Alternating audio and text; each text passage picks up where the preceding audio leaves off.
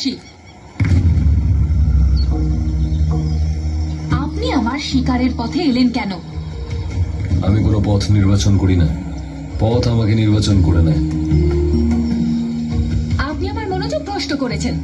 তাহলে দোষ তোমার মনোযোগের এবং তোমার একাগ্রতার। তাদের দণ্ড দাও। দাঁড়ান।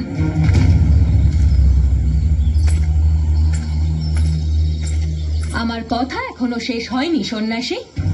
আর আমার এখনো আরম্ভই হয়নি। আপনি যে বরাহটির প্রাণ বাঁচালেন, আমি তাকে হত্যা করতে চাইছিলাম। সে আমাদের রাজ্যে এসে উৎপাত শুরু করেছিল, প্রজাদের কষ্ট দিচ্ছিল।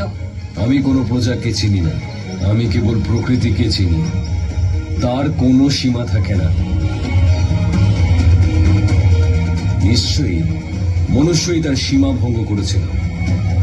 সীমা তো আপনি ভঙ্গ করছেন সন্ন্যাসী। আপনি জানেন আমি কে? দক্ষায়নী আমি, প্রজাপতি দক্ষের কন্যা আমি।